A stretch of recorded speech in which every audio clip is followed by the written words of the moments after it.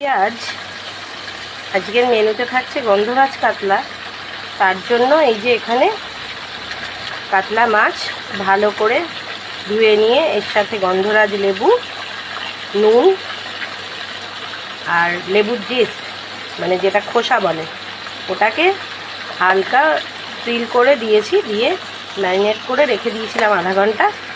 এইবারে দেখো তেল দিয়েছি, সাদা তেল দিয়ে ম্যারিনেট করা মাছগুলো ভেজেছি। ভাজার আগে তেল একটু হালকা গরম হয়ে এসছে, তখন এর মধ্যে কিন্তু একটু নুন দিয়ে নিয়েছি যাতে লেগে না যায়। এইবারে মাছটা ভাজতে দিয়েছি, এইবারে মাছগুলো আস্তে আস্তে উল্টে দিচ্ছি।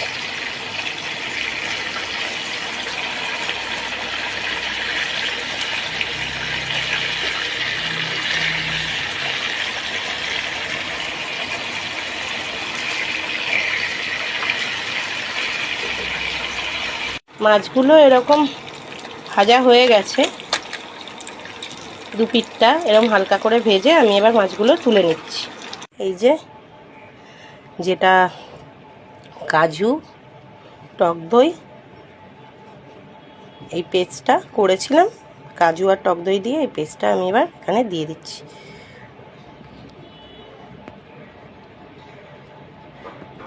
এবার মশলাটা কিছুটা কষে গেছে, আমি মিক্সির বাটি ধুয়ে এই জলটা দিয়ে দিলাম।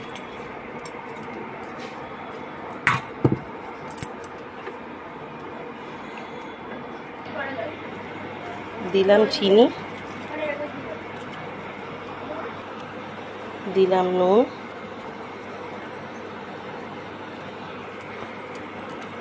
ভালো করে মিশিয়ে দিলাম। এবারে এটা আমি ঢাকা দিয়ে দিলাম, দিয়ে একদম লো সিমে আমি এটাকে রেখে দেব 7 থেকে 10 মিনিট। এবারে ভেজে রাখা মাছগুলো আমি ছেড়ে দিচ্ছি।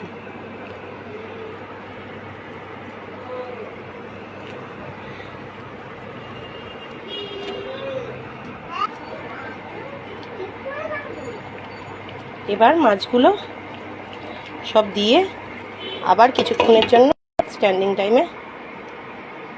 টাইমে না, গ্যাস একদম লো সিমে রেখে আবার কিছুক্ষণের জন্য রেখে দিতে হবে। এবার আঁচ অফ করে উপর থেকে গন্ধরাজ লেবুর রস আবার ছড়িয়ে দিলাম, আর এর সাথে সাথে দেব জিস্টটা। এইবার আমি এই জিস্টটা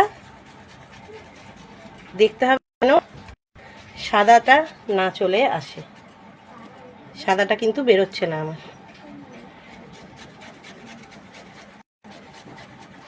ঠিক আছে, তো তৈরি হয়ে গেল আমার গন্ধরাজ কাতলা, জামাই ষষ্ঠী স্পেশাল মেনু।